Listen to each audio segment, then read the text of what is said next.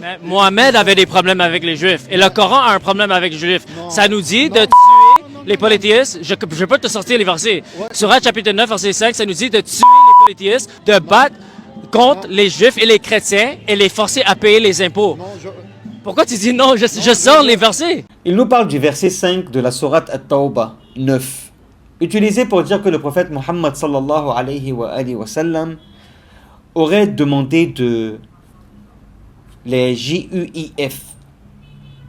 Subhanallah. Cette affirmation est complètement fausse. Et je vais expliquer pourquoi. D'abord, lisons les 3 versets ensemble. C'est-à-dire pas coupés de son cadre. On va commencer avec le verset 4 de la sourate At-Tawbah 9. Bismillah ar-Rahman ar-Rahim. À l'exception des associateurs avec lesquels vous avez conclu un pacte, puis ils ne vous ont manqué en rien et n'ont soutenu personne à lutter contre vous, respectez pleinement le pacte conclu avec eux jusqu'au terme convenu. Dieu aime les pieux, ceux qui tiennent leur parole. Allah fait une exception très claire. Il parle des polythéistes avec qui un pacte a été signé et qui n'ont pas trahi. Il leur donne de respecter le traité jusqu'à son terme. Donc dès le départ, le Coran pose un principe, la loyauté et le respect des accords, même avec des non-musulmans. Subhanallah. Le verset 5. Bismillah ar-Rahman ar-Rahim. Après que les mois sacrés expirent, TUE, les associateurs, où que vous les trouviez, capturez-les, assiégez-les et guettez-les dans toute embuscade. Si ensuite ils se répandent, accomplissez la salat et acquittez la zakat, alors laissez-leur la voie libre, car Dieu est pardonneur et miséricordieux. Ce verset parle d'un conflit bien précis, à un moment bien précis. Il concerne des tribus polythéistes arabes qui ont rompu leur pacte, attaqué des alliés musulmans et persisté dans la guerre après un délai de 4 mois accordé. Ce verset ne parle pas des JUIF. Désolé monsieur, le mot JUIF n'y figure même pas. Subhanallah.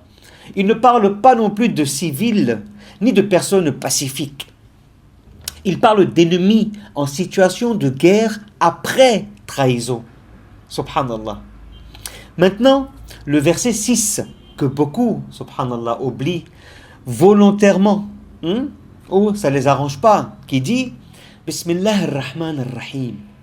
Et si l'un des associateurs te demande asile, accorde-le lui, afin qu'il entende la parole de Dieu, puis fais-le parvenir à son lieu de sécurité, car ce sont des gens qui ne savent pas. Ici, Allah subhanahu wa ta'ala ordonne que si même un polythéiste ennemi demande protection, il faut la lui accorder.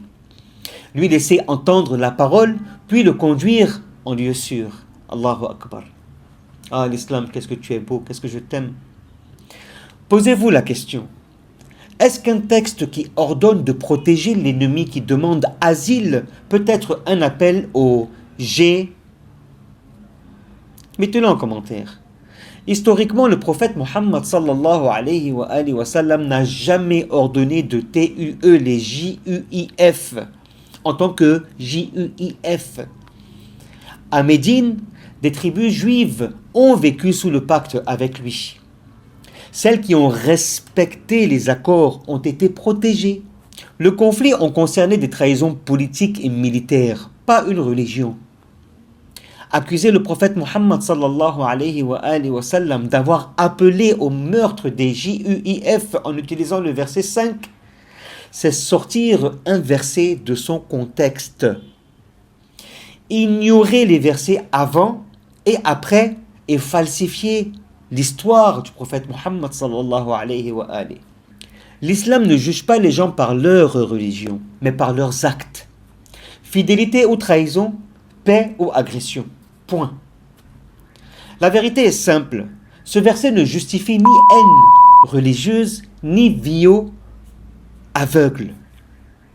Il parle de justice en temps de guerre, pas de meurtre par idéologie, comme beaucoup essaient de nous démontrer dans les différents réseaux, parce qu'ils cherchent de la visibilité. Mais ça ne peut pas marcher, car Allah subhanahu wa ta'ala et le prophète Muhammad sallallahu alayhi wa sallam ont toujours été reconnus d'avoir été là pour la paix et les accords et la parole. Allahumma salli ala Muhammadin wa ali Muhammad. Si vous avez aimé cette vidéo, n'oubliez pas de commenter, partager et surtout de vous abonner et d'activer la notification afin de ne rien rater de mes prochaines vidéos. Assalamu alaikum wa rahmatullahi wa barakatuh. Fi amanillah.